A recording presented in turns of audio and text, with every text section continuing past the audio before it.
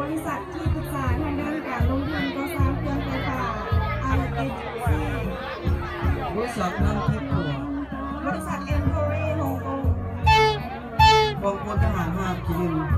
โรงแรมซิลเวอร์เดลต้าธนาคารการค้าการประเทศลาวมหาสุขสาขาวังเวียง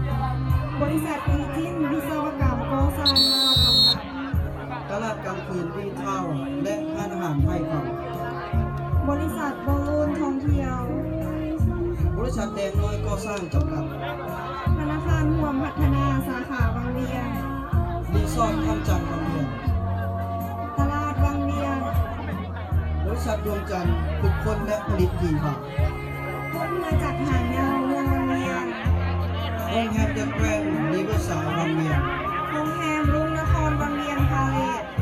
โรงแรมทวีสุขโรงแรมทวีสุขเราทั้งหมด30หลักส่วนนี้ได้อุปถัมภ์หลักนางสาวของพวกเราทั้ง30นางสาว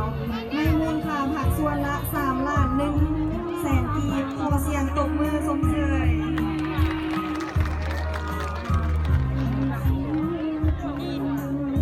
และกับการบริหารสำหรับผู้สนับสนุนงานประกวดนางสถานประจำปี 2018 ของโรงเรียนของพวกเราและขอขอบใจท่านคำสิงห์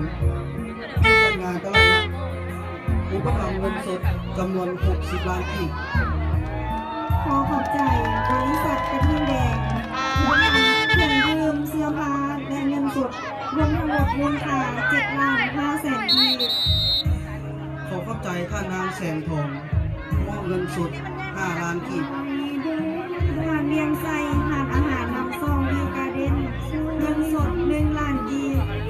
บริษัท AK Home Tour อุปถัมภ์เงินสด1 ล้านกีบตลาดกลางคืน Walking Street เงินสด1ล้านกีบบริษัทอราวันขุดค้นเฮบาลิตอุปถัมภ์เงินสด1 ล้านกีบโรงงานซีเมนต์หลังสองอุปถัมภ์เงินสด1ล้านกีบบริษัทอานาลินท่องเที่ยวจำกัดอุปถัมภ์เงินสด1 ล้านกีบโรงแรมคำประเสริฐและห้างขายข้าวหน้าบุตาอุปถัมภ์เงินสด1ล้านกีบโรงแรมวันสนะอุปถัมภ์เงินสด5 แสนกีบโรงงานเฟอร์นิเจอร์หล่อหัวทานทำพีโรงงานเฟอร์นิเจอร์อุปถัมภ์เงินสด3 แสนกีบบริษัทท่องเที่ยวผาหันมากอุปถัมภ์เงินสด250,000 กีบ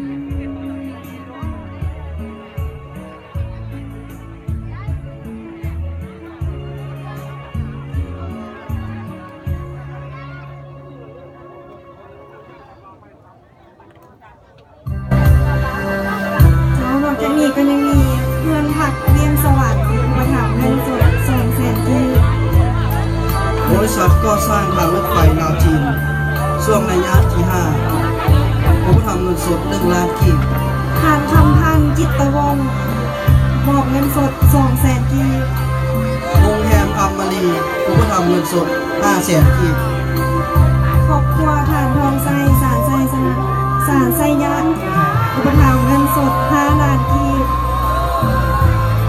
เจ้าก็ขอเสียงตบมือดังๆให้แก่ผู้อุปถัมภ์ของเรา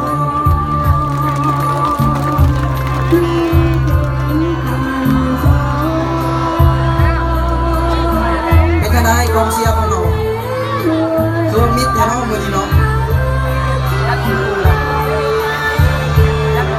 สามารถส่งเสียงเชียร์ได้ตลอดเวลาเลยนะ